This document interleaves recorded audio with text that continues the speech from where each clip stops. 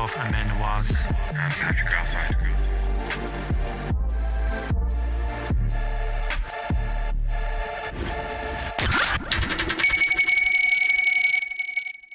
All right, keep it moving with our friends from the States. Please introduce yourself. Dre, go ahead, Dre. Dre Sinatra, repping LA, baby, made the switch to Twitch, you feel me? What up, DJ Franzen, aka Frandalay Bay, representing Las Vegas, by the way, the Bay Area. And yeah, we got this movement on Twitch going crazy right now. La Familia. I see. Yep. I see you guys are nonstop. Is that the new thing now? The new like live stream?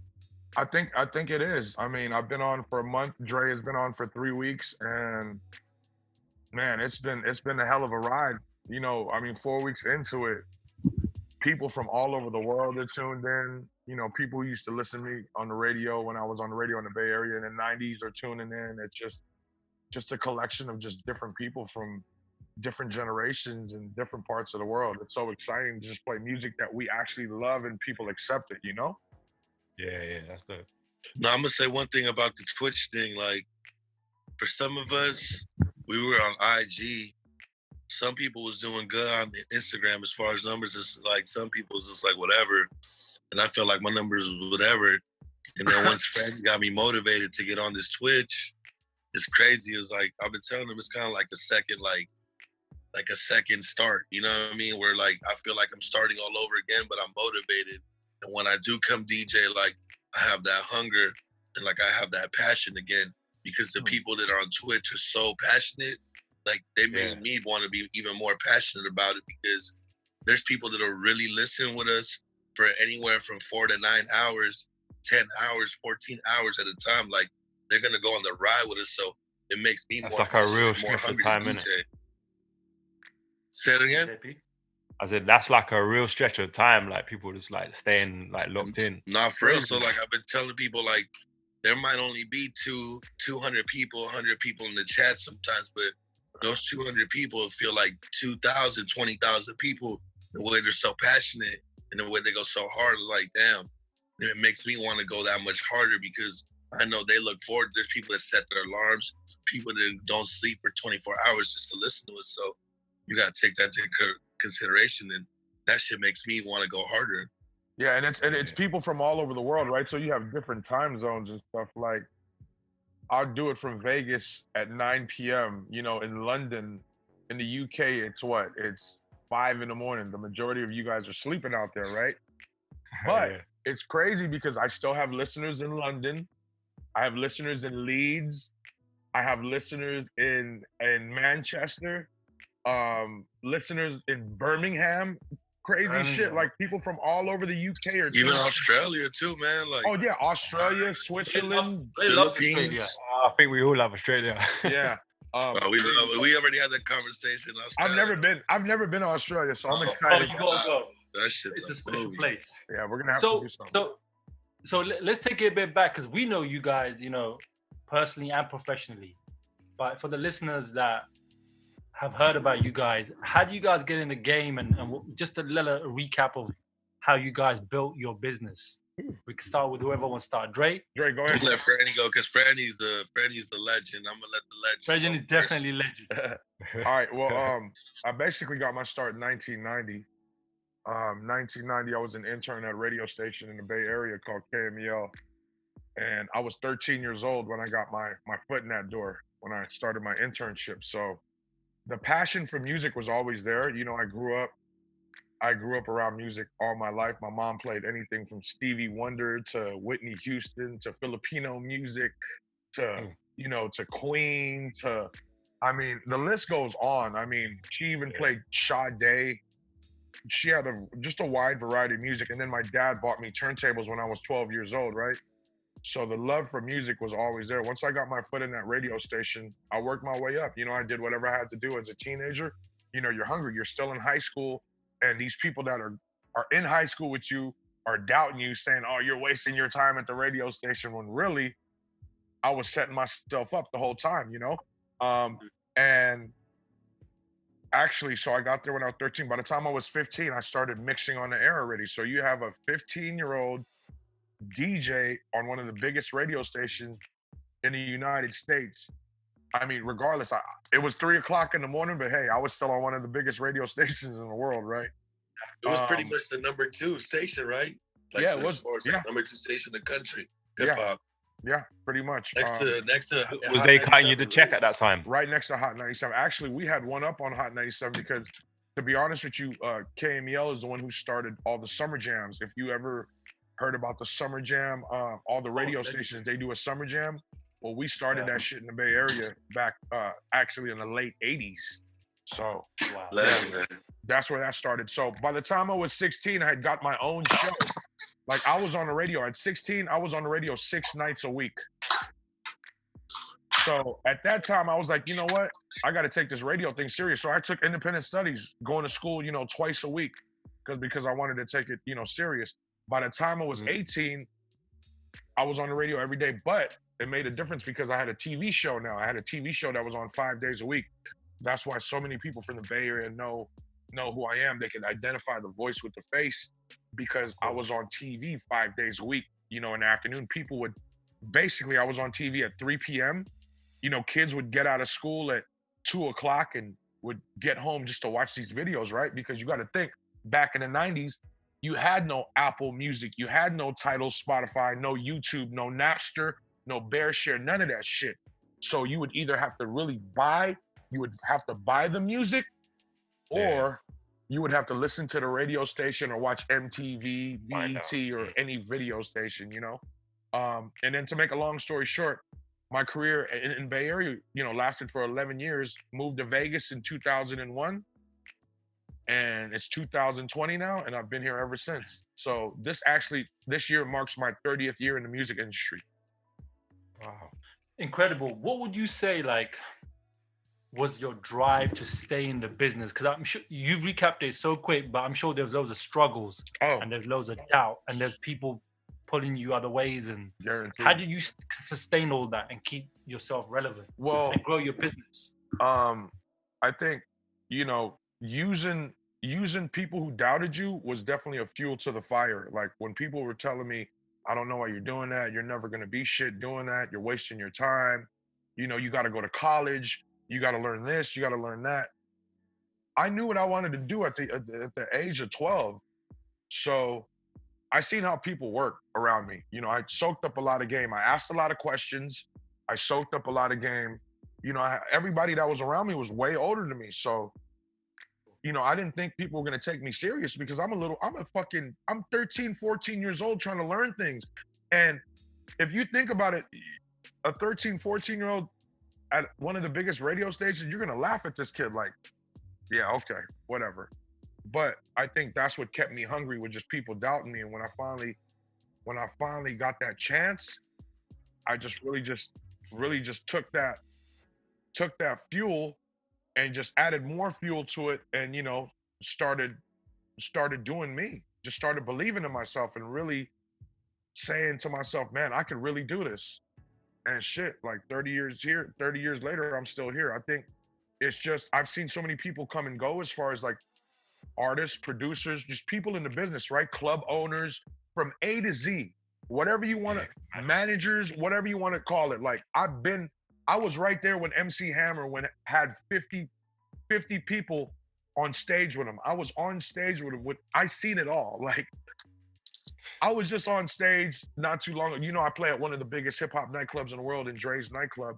I'm on stage with everybody every single weekend, right before this quarantine happened. But I think what kept me grounded is just seeing so many people come and go.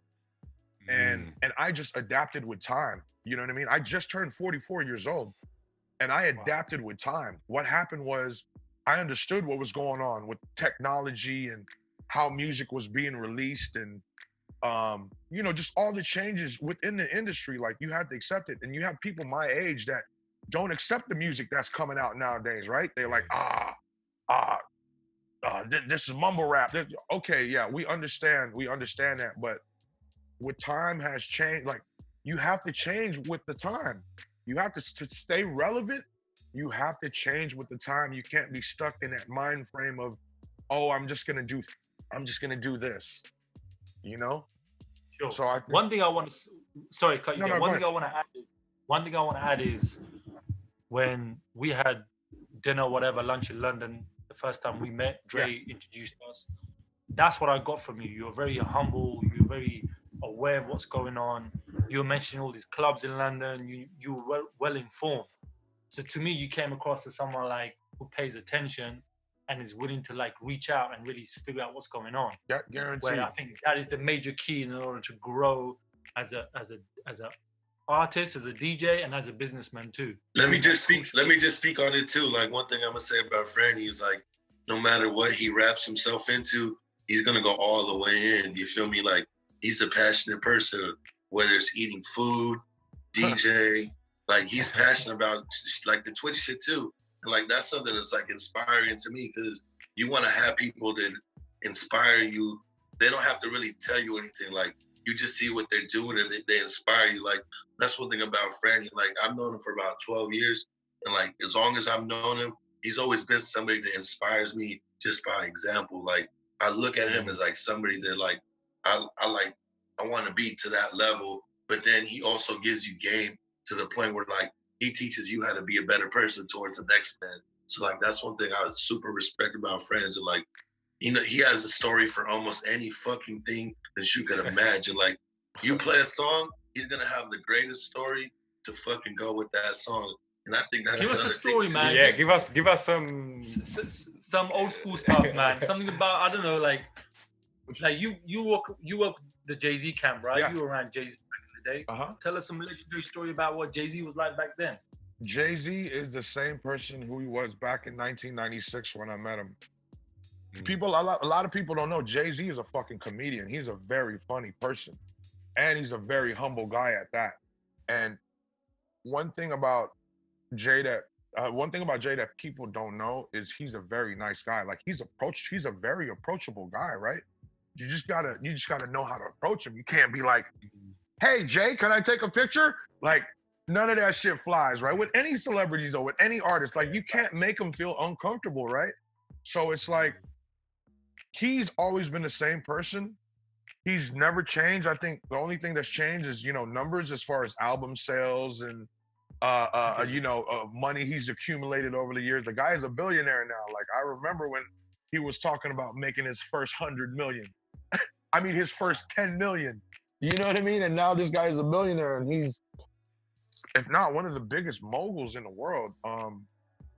Funny Jay-Z story I have. Let's see. Back in 2003, I had just moved to Vegas in 2001, so I flew back to the Bay Area for a Rock the Mic concert, which was him, Freeway, Beanie Siegel, Memphis Bleak, 50 Cent, and the whole G Unit. It was that whole tour going on in 2003. It was like one of the biggest tours around that time. And I had met Jay. I lived in Vegas. I flew back to the Bay Area to go see the concert, right? Because I'm like a big Jay-Z fan. Man. And I met him, and once they got there, I got to the venue before them, met him there, went to his dressing room, talked about some shit, and I was just, talking about the show, how excited I was for the show, and I'm gonna be out in the crowd. Like, I don't like being on stage. When I watch these artists perform, I don't want to be on stage. I want to be in the crowd. I want to be in the crowd watching everything, the crowd reaction, the special effects, how the sound sounds. I don't want to be on stage. I'm not one of those guys, oh, I have to be on stage when my friend performs. Bullshit. I want to be in the crowd so I could see my friend perform the way these fans see it, because I'm a fan too, right? So I want to see it in their perspective. So I told him that. And then, when he got off stage, to make a long story short, he was like, where you going now? I was like, I don't know. He's like, all right, just come roll with us. I didn't know where we were going. So we hop in a Sprinter. Yeah, Jay-Z had a Mercedes Sprinter van back in 2003. And this is the craziest shit I've ever seen. So we leave the venue, and I'm like, yo, how are we gonna get out of here? Because there's so much traffic around the venue, like we're gonna be stuck in traffic. He's like, don't worry, I got this.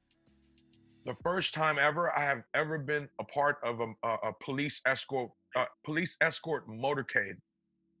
Do you understand? From backstage to when we leave, this guy has, I don't know, 10 to 15 California highway patrols on bikes and escorts us throughout the whole thing to get out of there safely. That's And crazy.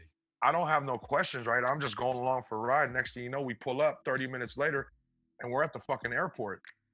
So we get out and I see a jet. I'm like, oh shit, what am I gonna do? Like, my keys, my clothes, everything's still here in the Bay Area. Like, what am I gonna do now? And Jay was like, you live in Vegas, don't you? I was like, yeah, you know that. He was like, all right, you wanna hop on a jet? I was like, you got room for me? So he did this little count. He was like, man, I got room for you and 3 more people. So I hopped on that jet. I'm tripping out because I love to fly. Like, another thing I'm passionate about, Dre knows this, I love to fly. I love planes. I love to fly. Like, I'm passionate about that shit. This Like, guy knows the models of every plane. Crazy. yeah, like pretty much the majority of them. And I love to fly. So when I got on this shit, it was like a dream, right?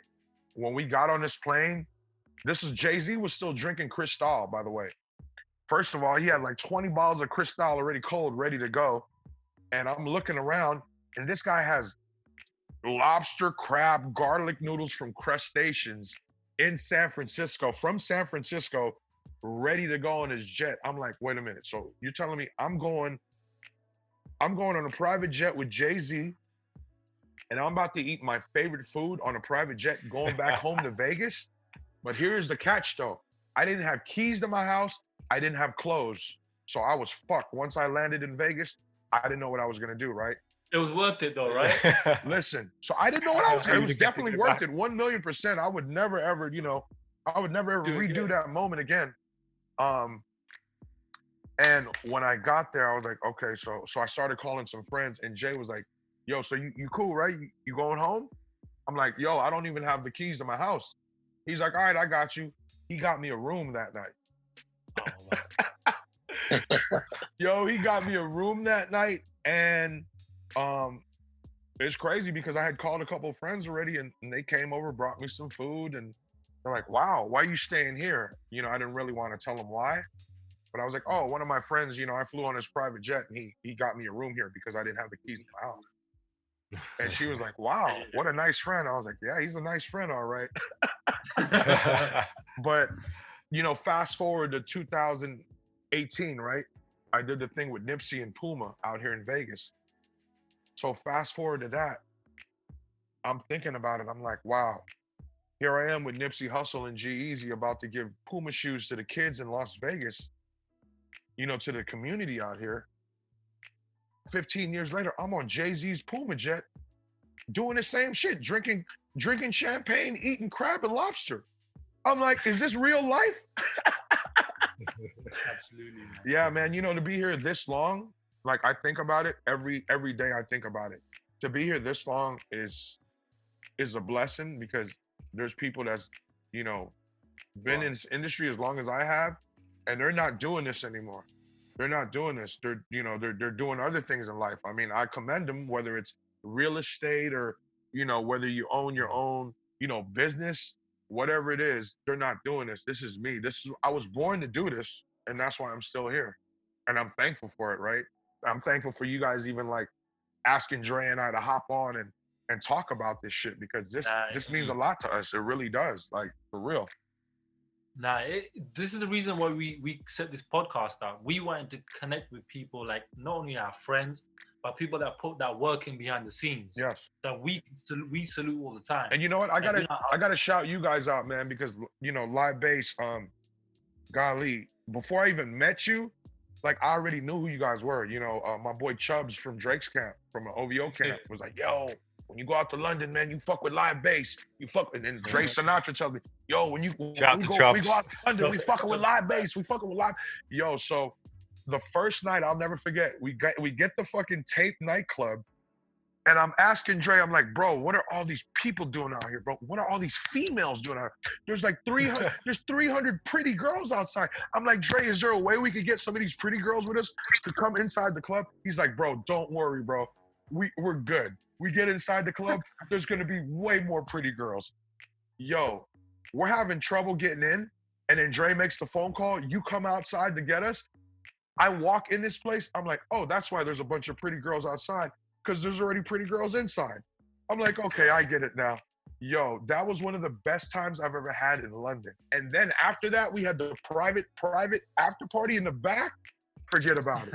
I don't even want to talk about it. Live bass is fucking legendary, bro. Man. Dre's done some legendary nights for us. I've seen it. Some legendary nights. I've seen but, it. Dre, like, tell the people more about how you got into it, man. Because like, I got into it just by like, I lived outside of LA and I always wanted to do it. Just kind of like Franny, like it's something like as a kid, you know you're gonna be a part of the music, you just don't know how or what it is. And I just figured out like, you know what? I'm not good at playing instruments, but I like playing music. So I think my talent is playing music for people. So I just got into that way and started throwing my own parties. I mean, I worked like almost every job in the music game that you could think of. I'm talking about from top to bottom. Went to recording school, like the whole thing, just to figure out what it is I really like. And I just figured out like my talent, like I said, is playing music for people. So I just started anything I could do, promote, DJ, fucking, if I had to clean the tables, whatever, if I had to drive for somebody, I'm there. Like, you know what I mean? Just like real passionate about it. Like by any means necessary, I'm gonna be a part of history and I'm gonna be a part of like this hip hop thing. So to go forward, I met a couple artists at the radio station, started touring for them, then just worked my way up as far as like working with artists. Like I always took a risk on like artists that to some people might not be the sure thing, but it ended up working out where they were always the wild card, but shit worked out where it's like, all right, this guy fucking went platinum and he's independent. Then I had the luck to work with Ray J right before the Kim Kardashian video came out, the Sexy Can I think. And that's kind of like a game changer for me because Ray J is the type of person at that time, he exploded as far as like the sex tape, the Sexy Can I song. And then that shit just opened up every door for me because we were doing TV. We had the #1 show on VH1, MTV, the #1 independent song, top 10 song. So everywhere I'm going, everywhere he's going, I'm going with him and I'm shaking every hand. He's introducing me like I'm important. And that's how I met Franny through Ray J, which is crazy to bring it full circle. Like, wow. I met Franny, he was doing clubs. And not to cut you off, Dre, I met Ray J back in 2000. He was like 16 years old, right before he got into music. And like Dre said, full circle, right? Around 2008, Dre? Yeah, like 2007, 2008. I was DJing at a club in Vegas called OPM Nightclub, OPM Poetry, which was the only urban hip hop nightclub in Vegas ever on the strip. It was inside the mall at the Forum Shops. And Ray J was actually an ambassador for that club. And that's how Dre and I hooked up. And once we linked up, like that first night, once we linked up, it's been like I got to tell the story. I got to tell the story how we really came close though. So check this out. Coming, man. I'm gonna tell the story. So I was about to DJ, right? And at the time, like all the LMFAO, like the Vegas party rock shit is popping, right? So I'm about to tell the story. So I'm making a folder, I'm making a playlist. And to this day, this is why I don't make playlists. So I'm making a playlist. I'm putting together a set. I'm thinking I'm going to Vegas. It's gonna be some like fist pumping type shit. I'm in a hip hop club, right? I play this shit. Ray J goes, Ray J's on the mic. He tells Dre, what the fuck are you doing? Oh Play my God. hip-hop shit. I'm talking about, yo, I felt so fucking embarrassed. Yo. Dre is playing fucking, like you said, LMFAO. You're playing Robin S. You're playing all new EDM remix mashups. At the only urban hip hop spot in Vegas. Like I'm talking about the urban. Listen, when we say hip hop, like Young Jeezy used to walk in there whenever he came to Vegas. Like this is before Vegas was giving money to artists, you know, to come to the club. Like artists would just come to the club just to hang out with me, you know? So that happens, and like I remember Franny was like the only one. He was like, "Man, you good, man? I got you." Like it was something like extent, and like one thing, just being a DJ, like for artists, I've met thousands of DJs, and like just something about Franny that was genuine. Like I connected him like as like a real brother. You know what I'm saying? Like I looked up to him like, you know what? Like this is the type of people I want to be around with. Like these are people you want to associate yourself with. You know what I mean? Like inspiring. Like if you want to be successful, you have to be around some like-minded individuals. And I looked up to him, like, as soon as that moment, I knew he held me down. I'm like, yo, this is my guy. We've been rocking, what, 12 years now? Something like that.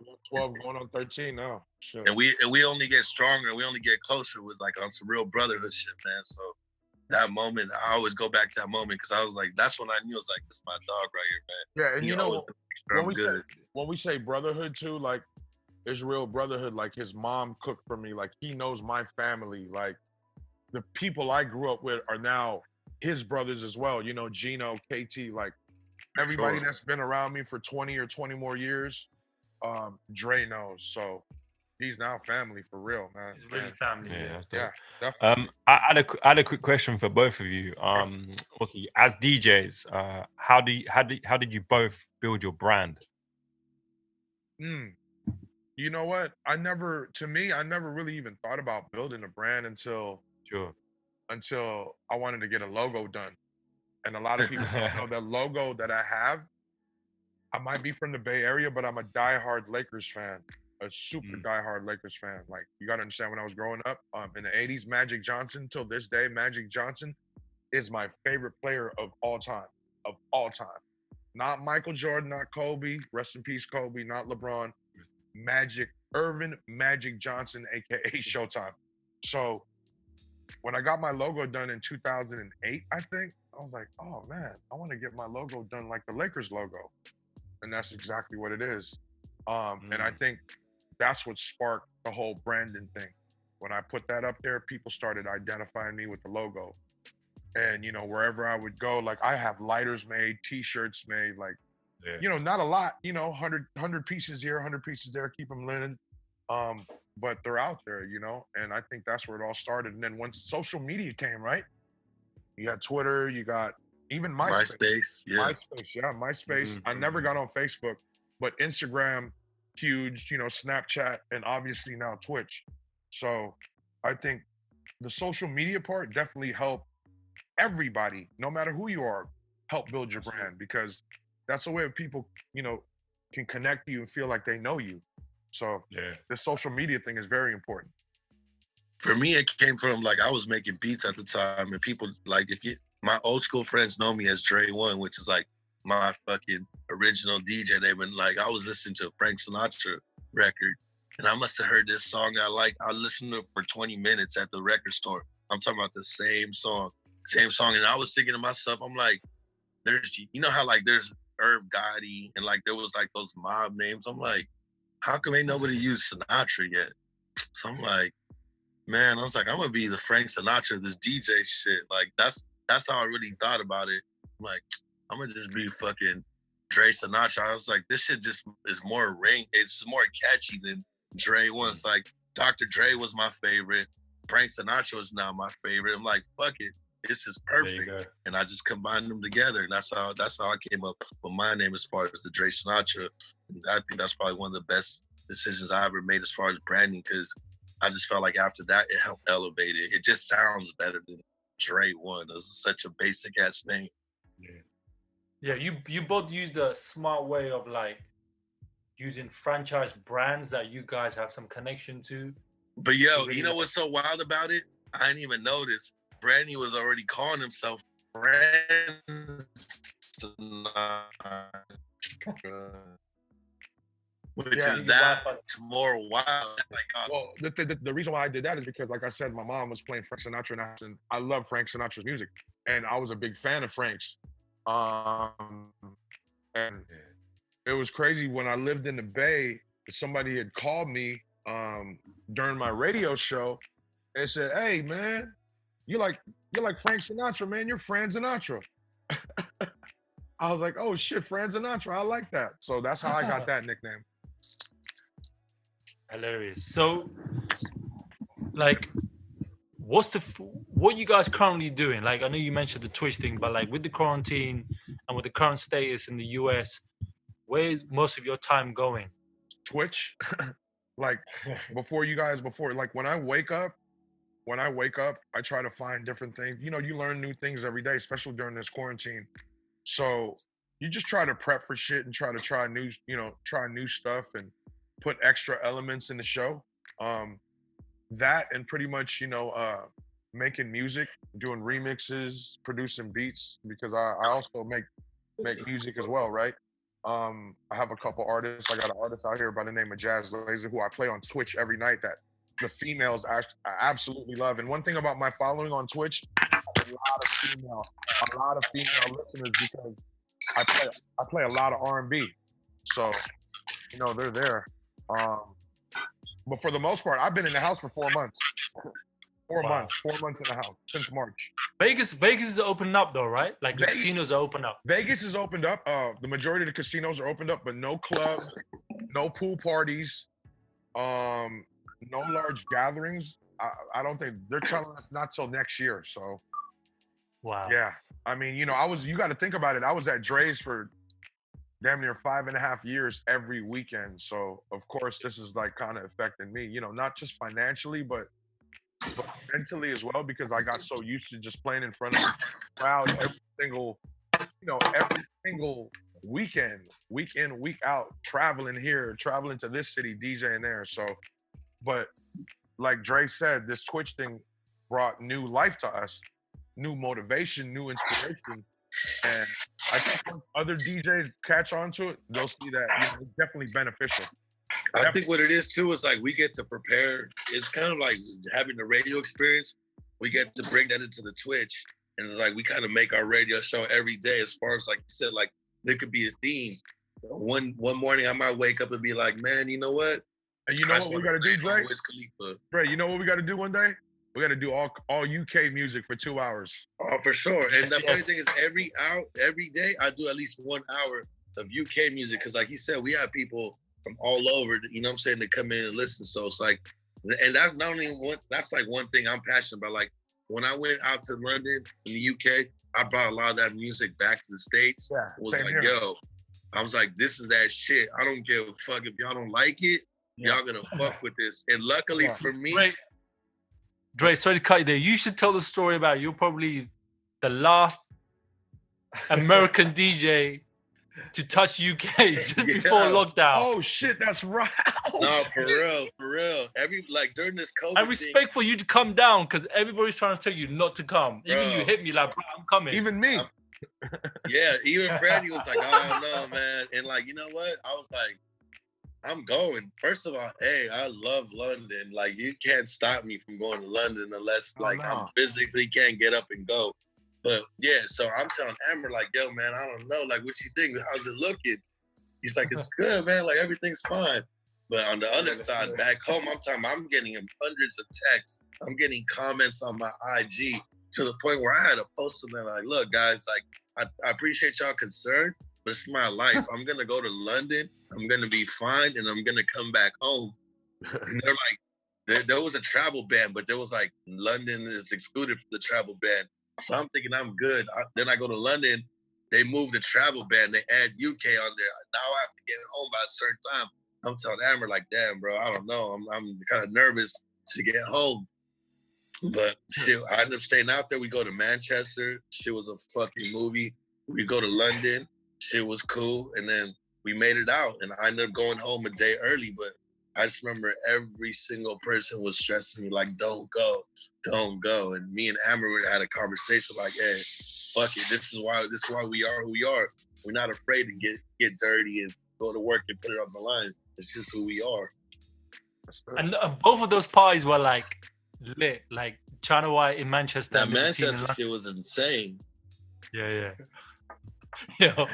And you know what? Like, respect for you, man. Like, because I know there's a lot of pressure for you not to come, man. Like, man, I'm talking about everybody told me not to go. Like, even Franny said, Franny was, Franny, there were those guys. You should put Franny with you. No, there were the guys sending, like those clips, with like, yo, presidential travel, man. I'm like, oh, man. I'm like, God. Well, the thing was, we didn't want Dre to be stuck, in the UK. I mean, I know he probably doesn't mind. We got Dre, man. We have a house, man. I already know.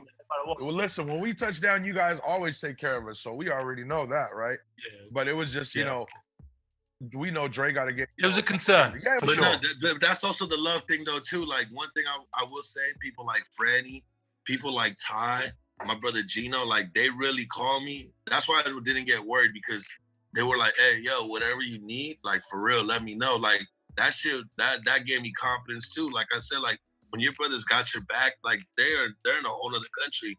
But when, you know, like they're like, yo, whatever you need, bro. Like I said, like even Ty was like, what do you need, a flight?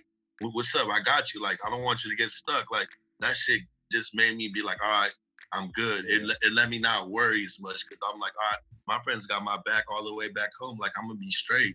And then Amer was holding me down out there. Like this is the most time we ever spent on a trip. Like as long as I've been going to London, we've been doing stuff together. Like he was like, fuck it, I'm gonna ride it out with you because you know there's nobody else. Normally I bring somebody with me, but nobody wanted to come. So Amer had to just ride it out and thug it out with me almost the whole time. Absolutely, man. There's no other way around it. We're one. We're gonna work together. You took that trip because of me, and I'm gonna be there till the end, man. Yeah, I said to you, like no matter trip, what. I feel like that trip we got more tighter too because we was on the train. We was conversating like. You play me some records. You play me some sick music as well. Like, yeah. That's dope. Yeah, You guys took the train from London to Manchester. Yeah, like that. Wow. That time, normally I would be asleep. Normally I would be asleep, bro. But we literally talked the whole way through. Like I don't even know how long the train is. Like I'm not a person. Dre was sanitizing the whole train, man. Dre was sanitizing the seats, the tables, everything. He had the Clorox wipes, sanitizer, everything. Yo, I need that experience though. I need to go to London and then check that train to Manchester. That shit's legendary. You know what? Can't you also take the train from London to Paris too? Yeah, Eurostar. Yeah, absolutely. How long does that take? That's the one. 2 hours. 2 hours. That's it. That's it. Oh, I gotta do it. I know the flight. Like I flew from London to Amsterdam. That flight was like 45 minutes. Yeah, something like that. Is there a train that goes from London to Amsterdam? Yeah, London to Amsterdam as well. Yeah, wow. London to Belgium, London to Amsterdam. Wow, that's crazy. Yo, next time we're gonna do a proper European tour, so we'll jump on all those trains, man. Do a real thing. Man, I'm ready, man. Last question: what's the future? What's going like? What do you think is gonna happen? Because you guys are in the mix of it. You've been doing this for so long. What's the future hold? Hey, times have changed, man. I'm seeing it now. Like I went to a restaurant the other day. I think now when you go to a club, you're gonna see all these servers, all these nice looking bottle girls with a mask on, right? It's gonna be weird, but I mean, as far as out here in America, that's what it's looking like. I think music is an escape to a lot of people's lives, right? So I think when clubs really open back up, people are gonna go to clubs. There's gonna be people out there that don't give a fuck about no virus. They just want to get out there and just have a good time and forget about it. That'd be me. So, Dre's actually you're doing Penthouse this Sunday, huh? Yeah, actually the biggest party back in LA is kicking off on Sunday, and I'm gonna be twitching from the club. And here's one thing I didn't even say. Like I went out on Friday, right? I went out to go smoke hookah, smoke weed, whatever. And like the club's open in LA. The Habibi Cafe was open, right? So I go out there with my boy, and like, this is weird. This is the first time I'm kind of outside, like where like, you know, starting to get back a little bit. Dre, just going to the last bit, you said something about Playhouse. Is that open? The nightclub's opening there? Penthouse is opening back up this Sunday. And like I was saying, since I've been on this Twitch, right, I went outside and like, I was outside and I wanted to get back into the Twitch world because it felt so weird to be back outside. I'm like, man, I'm ready to go home and go jump on this fucking Twitch instead of being outside. Yeah. So I'm gonna be DJing on Sunday, and I'm like, I gotta do this shit on Twitch. Like, it's only right. Like, you know, I want to bring both of those worlds together and just let like the people on Twitch see what I really do, because some of them don't really know what I do or how I really get down or what I'm known for. So I'm like, I want to merge both of those worlds together and make an experience for them. So clubs are opening in LA.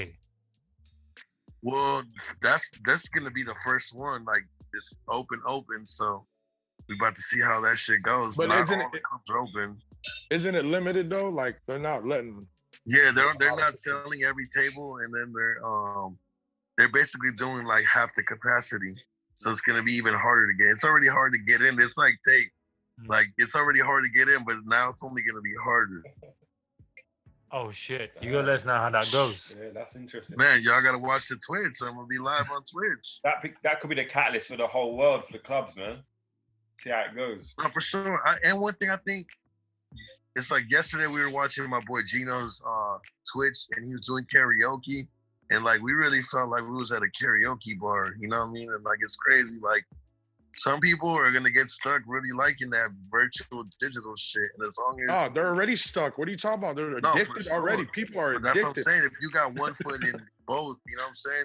You got one foot in the virtual world and one foot in the real world. I think it'll be all right because Yeah, you don't want to Also, get left behind. not at all. But that virtual thing, like with the whole Twitch thing, like I don't know if you guys checked that out yet. But you know, we have our own emojis in Twitch. They're called emotes. Okay. But we have our own emojis, and you know, you can really engage with the viewers and the listeners and make them feel a part of, because they really are a part of the whole show. Like they make the show. Yeah. If it weren't for them, like we'd be playing music for ourselves, right? I'd be doing that anyway, like because this whole streaming shit, I started doing this over 10 years ago when Ustream TV was popping. And the crazy thing is, when I was on earlier, I was playing episodes from, I was actually playing an episode from 9 years ago. And it's the same shit I'm doing, playing a bunch of R&B shit, talking shit, shouting people out in different countries. It's, you know, it's just like, it's the rebirth of Ustream to me. So Do you think, And sorry to cut you, do you think that the whole live stream for artists, do you think that works? most definitely, because you got to think about it like this. Instagram works, right? Mm. And then Instagram Live works. Now with this, I see some comedians and certain artists getting on this now. Like they see how it is. They see, oh, you could put whatever you want in the chat room as long as you know you build up your hours and your following. Yeah. You know, you could build something up. Like if you look in me and Dre Sinatra's in our little emoji section, you know, I got Douce bottles in there, Ace of Spades bottles. I got Tupac, Biggie faces, Nipsey Hussle faces. Yeah. You know, Dre got Nipsey Hussle. Dre got faces of himself. Like it's just, you know, whatever you want to put in there is cool, and it makes everybody feel like they're involved. You know what I mean?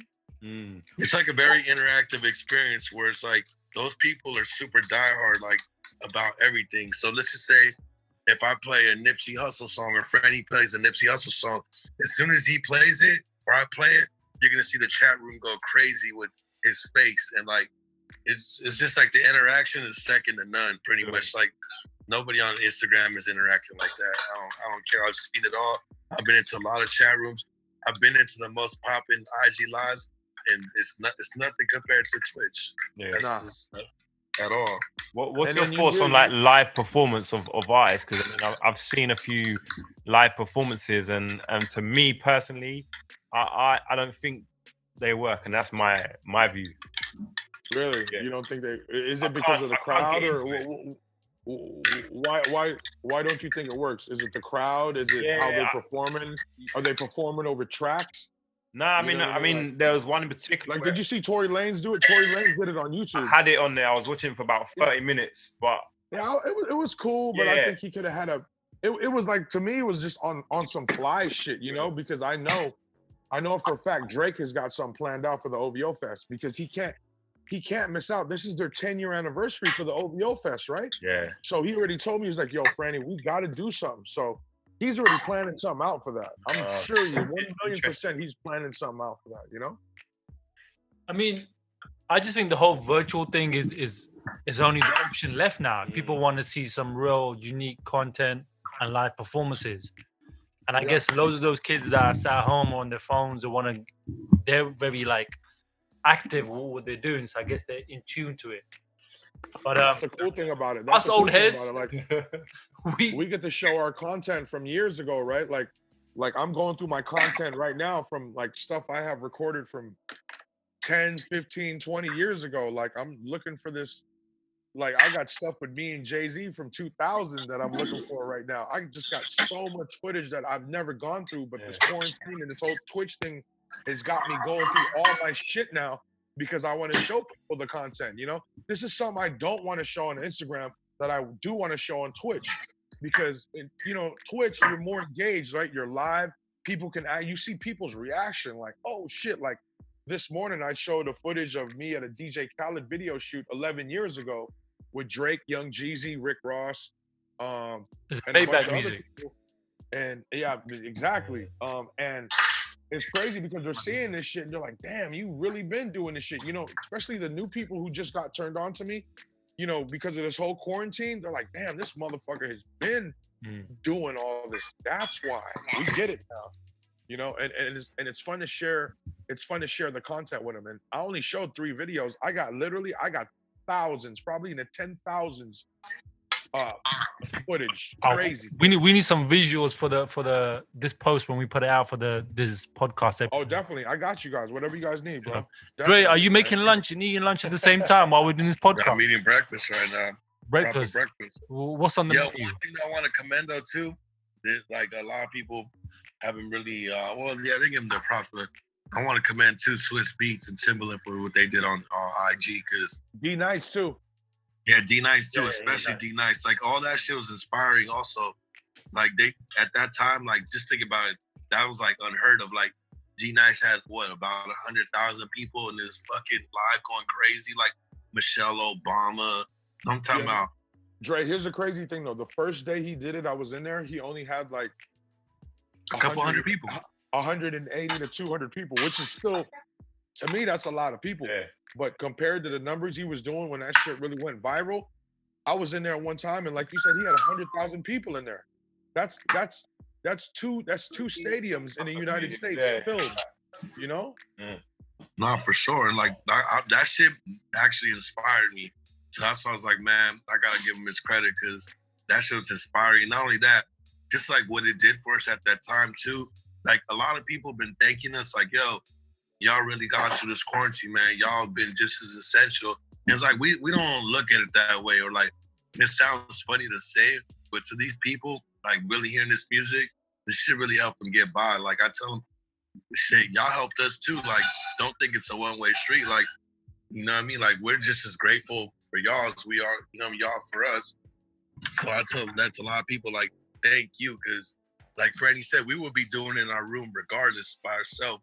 But when you have 100, 200 people that are passionate, it just makes you want to do it that much more and go that much more harder. Yeah, definitely. And it's like you have all these people from different parts of the world, right?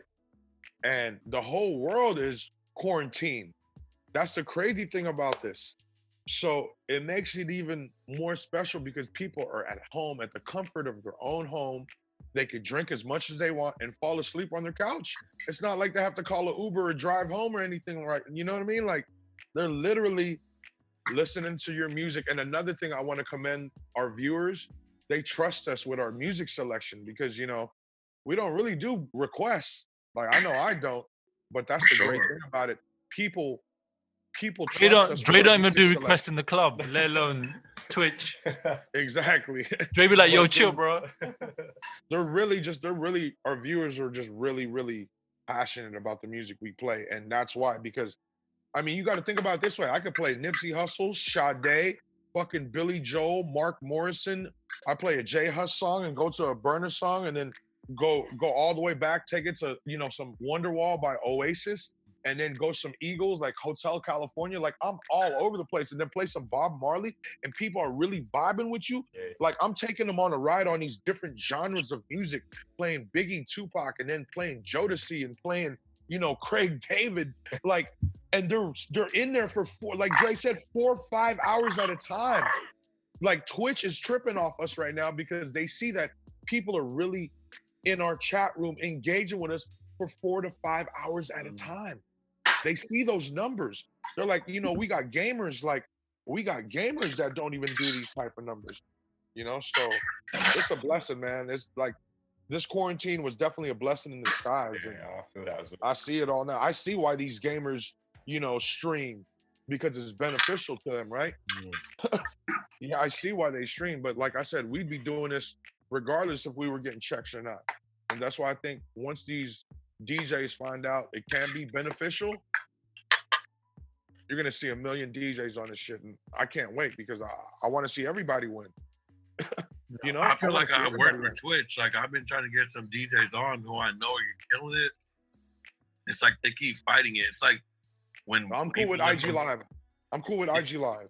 Yeah, it's kind of like when people went from vinyl to Serato. At first, they were like fighting this shit. Like, no, I'm gonna be on vinyl. Like this is it. And then now it's like, all right, you move, you make the move. It's like the same thing. Like there's people on IG that really love it, but it's like they're playing themselves in the sense where the quality isn't great. You're getting kicked out every couple of minutes per song. You can only go an hour at a time for the most part. So it's like everything about it is like, why would you still want to be there? It's like it's kind of like going to a place you're not really wanted or welcome, and you're still there trying to be in the mix. That's deep. Yeah. I mean, you guys are creating that demand, and hopefully other DJs jump on it and can win. I think what it is too is they're content with IG because all they have to do is use a phone, right? Well, a lot of them don't know that on Twitch you could use a phone too. But if you want all the special effects, like with the OBS and the overlays and all that, the OBS Streamlabs is the program I use, right? Where you could put a bunch of different scenes in the backgrounds and just make it look cool. Like you could do whatever you can think of, you can do on that. So that's no, you know what it is too though. Speaking of, like I spoke to a couple of DJs. There's some legends. I'm talking about established, some of the most legendary DJs, and you know what they told me was like they're scared. I don't want to say they're scared, but it's kind of like starting all over, brand new. It's like a brand new platform. We did it. You and I did it. Yeah, you and I did it. But see, you did it just off of like trial and error. Like some of these guys aren't ready to go start over. It's kind of like I said earlier. It's like starting over.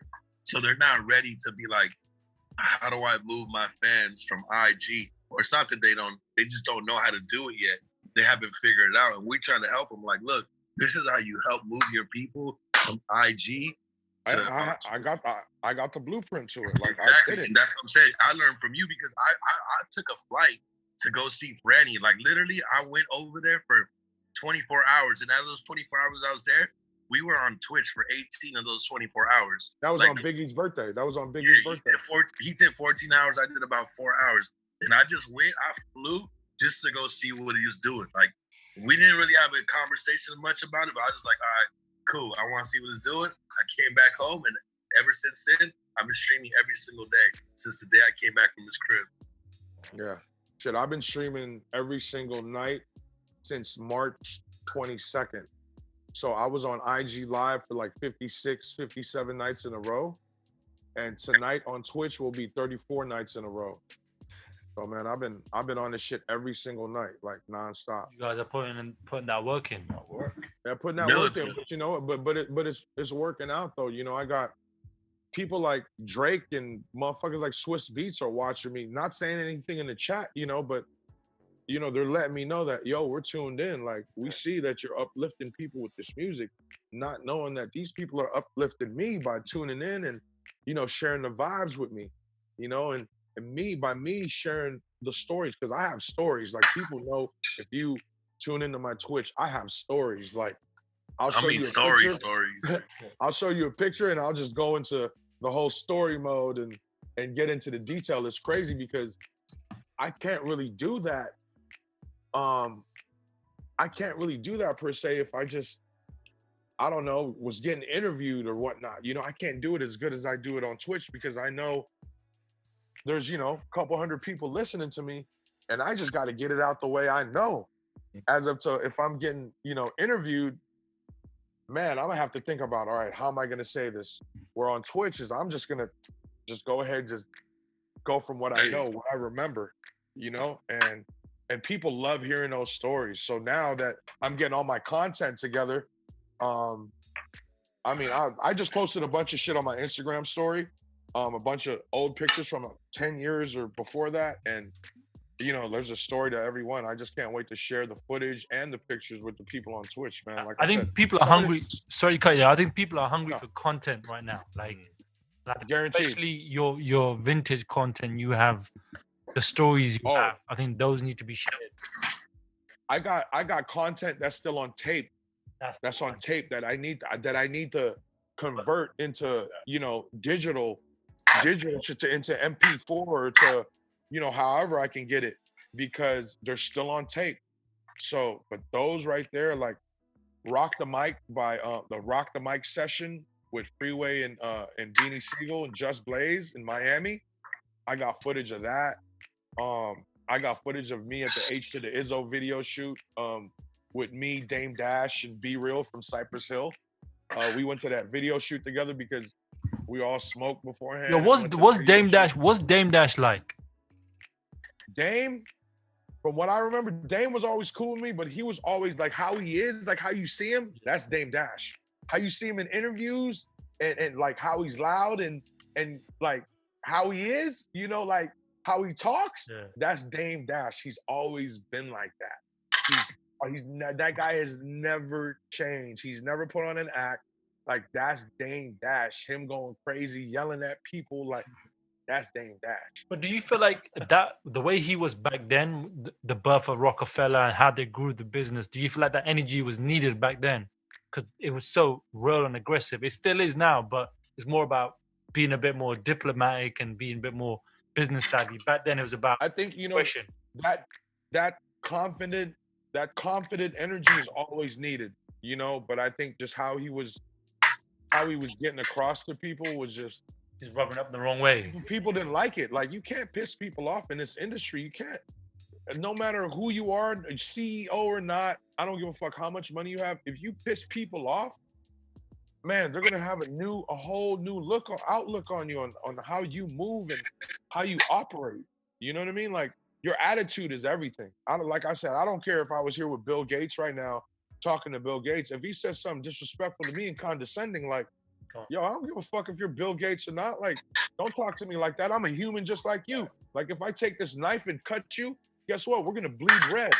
So you're no different to me. Yeah, your bank account might be different, but all that other shit is irrelevant. You know what I mean? So it's just about how you talk to. It's all about how you talk to people. You know, and that's why I think this is how the way I am, because my mom taught me to treat people how you want to be treated, and that's why I think this is the way I am. You know. Dre, you still eating breakfast?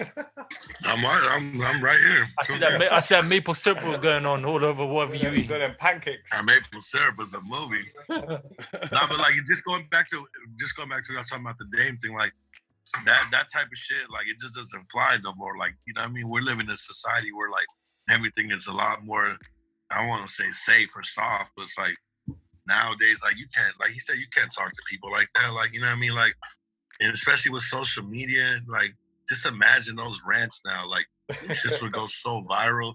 Like some of the shit Dame was probably doing. Just imagine now if you see that on IG, like him going crazy when he went crazy on Kevin Lyles about the Rockefeller jacket. God, that was crazy. Hey, you know what's crazy is I got Memphis Bleak on the show on his birthday, and I'm gonna ask him about that because, you know, Bleak was the one who really instigated that whole shit. You know what I mean? Because when Bleak got his jacket, remember, he was like, yeah, I got my Def Jam jacket. That was in the Hard Knock Life backstage, right? That documentary, yeah. Yeah, that was crazy. Shout out to Bleak, man. Bleak's good people. He's great people, man. That's one of my best friends in the industry. Like, he'll tell you the story. Like, I met him in like 1997 on the promo tour, and it's funny, you know, back in those days when I was on the radio, I used to actually smoke inside the radio station when I would interview people. I think about it nowadays, I'm like, how the fuck did I get away with that? But I definitely got away with it because I used to do it with everybody, right? And I told Bleak, first time I met him, because I already knew Jay, right? But I knew Bleak was Jay's artist. So I was like, yo, Bleak, I heard you smoke. You smoke, right? He was like, yup. I was like, roll up. He was like, where, right here? I'm like, right here while I interview you. You could smoke while I interview you. Yo, ever since, we've been buddies. Ever since.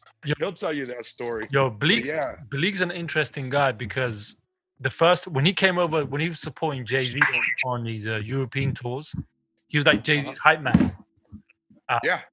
And I used to do all these after parties for him, like for Bleak. This is like 2009, 8, I think. Maybe. Yeah, this was around when Blueprint 3 came out. I remember that. Yeah. Mm-hmm. So Bleak would be like, I'll just hit Bleak and he'd be like, yo, let's go. What's the bag? I'm like, that's the bag. He's like, let's do it. He'll roll out, just be him, me, Guru will turn up. We'll just, us three go to the club. And Bleak will get on the mic, do the songs, and be like, yo, let's, like, whatever you want. He was so professional. And I didn't expect that. That's always been Bleak. That's like since day Yeah, one. I didn't Bleak expect is one that of the from him. most. And then the thing that I really respect about him was like he showed love. He's like, "Yo, you come to the show," Big and time. I was like, "Now I'm good." He's like, "What do you mean? Like these are your passes. You're rolling with me." Yo, he introduced me to Exactly. Jay-Z. Like Yes. I was what? This was probably Yeah. I was 20 something, and Jay-Z kind of inspired me to set up live days. So I'm like, "Yo, this is too soon. Like, chill, bro." And he's like, "Nah, yo, let's go." And he took a picture of me, Jay-Z, together on my old camera. I remember that. Bleak's a good guy, Yo. man. Really, really. Yo, he's a great fucking guy, man. Like We need to for get real. Like I'm about to send him a little screenshot right now and tell him I'm talking to you guys. Yeah, tell him, man. He's gonna be like, "Oh, that." Yeah, we did some good business together, man. Good people. Yeah, You gotta think though too. Like I don't know Bleak like that, but it says a lot about a person's character. If somebody like Jay-Z still has them around, you feel me? Like just think about all the people from when Jay started that's been around and are not around and still there. That says a lot about Bleak as far as Yeah, like it's his a character, handful. this person. It's a handful, right? It's a handful. And Jay's been fucking with that same circle. You got Bleak, you got Emery Jones, you got Ty, you got Jay Brown, you got OG Juan, Dez, you know, of course, B and the family, right? And they've been a tight knit. Like they don't let anybody get into that. That circle is so tight knit. They don't let anybody get into that circle. And that's one thing I learned from Jay early on in my career.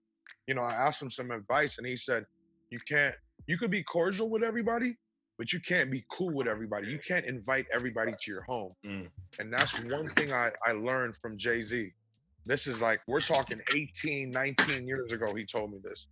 And, you know, ever since then, you know, my circle's small. Like Dre knows everybody. He knows everybody that's around me and vice versa. You know, we ain't no 40, 50 people entourage around here. That's not going down, you know? Can't move like that. It's only 4 Yeah, years. no, we move very light. We move very. It's like some A-team. It's all about the quality, not the quantity of people. Like we're not trying to come in there with a bunch of dudes. Like everybody that I walk into a room, I know they know how to conduct themselves and behave, and you know they're gonna be a representation of me. I can't take them to a live bass party at Tape, and I got some of my friends wilding out, fighting. Like that's just not gonna happen. Wilding out, harassing bitches and shit. No, This we is ain't not gonna gonna have Dre that. brings all the girls, man. Oh yeah, oh that's how we do. We've been doing it like that. Dre will tell you. Dre and I will walk into a club, just me and Dre with 40 girls. We've done it plenty of times. And you know what? I'm gonna share some of that footage too. I'm gonna share some of that footage on my Twitch because I found some old videos, Dre, of me and you at poetry, bro. Dre, Wow, that's crazy. yo, Dre, what's Ty Dolla doing right now? Like, you know, like you've been his tour DJ. That's how we met on the road. Like when you were on tour. Right now, he finished his out. I think he has 2 albums in the can now, from what I understand. He's been doing some features or whatnot, but shit, he's just been quarantined, getting in shape.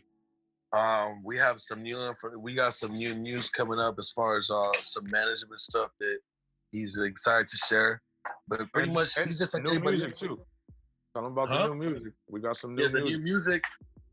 He like I said, he's got some shit. And on my Twitch, I've been playing like songs here and there. I play some for you too, Amer, but we got new music as far as with like Kanye. That song you played me with the Kanye one. That's a smash, man. That needs to happen. Yo, I've been on this bumper. Like, come on, man, we gotta drop the song. Like, what the fuck are you waiting for? But I don't know. Like, he's holding on to it for whatever reason. But I feel like that's just one. That's one that we gotta drop at some point. Every time I talk to him, like, come on, bro, when are we dropping this song? When are we dropping it? But, that's special. So, is there anything last you guys want to add to this? Like, we appreciate your time. We appreciate everything you guys are doing. Appreciate all the work you guys are still putting out there. But I know it hasn't been easy. Like, you know, we're new to this podcast world and we're just trying to figure it out. So it's great to get your support. But is there anything else you want to add or you want to wrap up on? Yeah, like maybe any advice for any up and coming DJs. Yeah, be great. Let me start off real quick. Let me start off with this, Frey. Like, one thing I just want to say is, like, as a DJ, you got just to be able to evolve with the times. And right now, as you see, we're evolving with the times. Like, you know what I mean? Like, you can't be afraid to get your hands fucking dirty or put in the work. Like, you know, some of us are spoiled because we've been in this game for a long time. But one thing is you can't be too stubborn, because if you're stubborn in this game, you will get left behind, not by choice. just like this shit will pass you by. So, you know, I mean, you gotta just stay ahead of the time, stay ahead of the curve, and just work hard, man. That's the best advice I can give to any DJ right now going through it.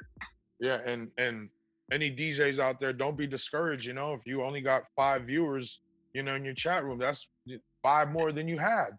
You know, exactly. So, it's better than 0. You know what I'm saying? Like, just think about it. There was a time where we would DJ in our rooms for nobody.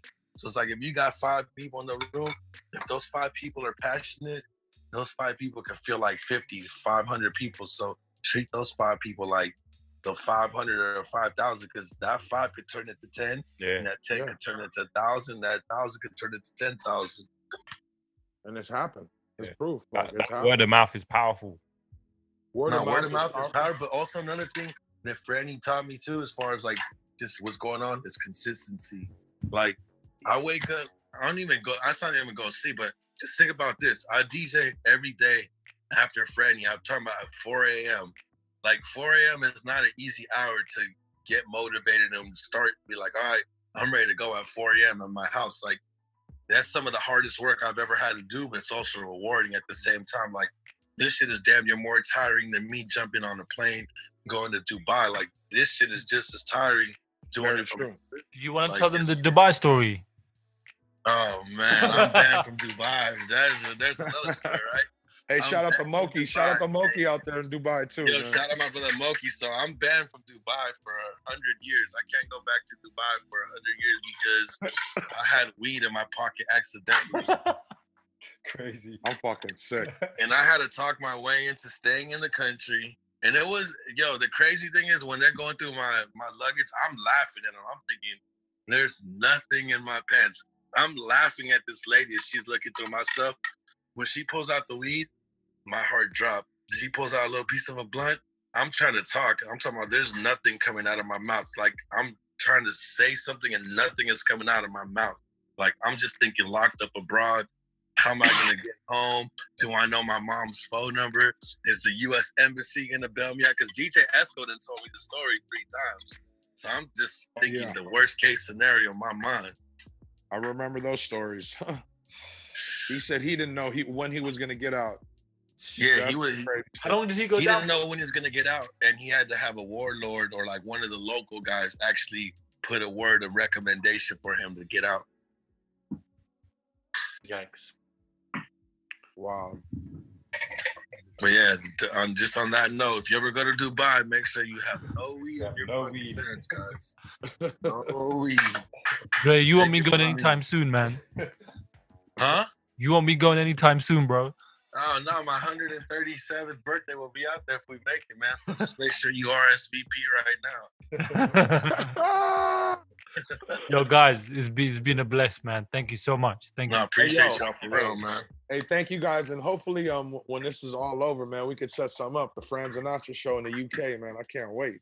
Yes, sir. We need to. That's only right. You ended the quarantine. Well, you started the quarantine, so hopefully, when it ends, you can come back. Yeah, definitely. Yeah, man. Appreciate y'all too, for real, man. Like I said, appreciate y'all always doing quality stuff, quality work, man. And quality business too. Most important, for sure. Quality business. Yeah, reputation is everything, man. You already know. We know how this industry is. There's a lot of people that talk and don't follow through. So, hey, man, we appreciate you guys. That's real. Keep it moving.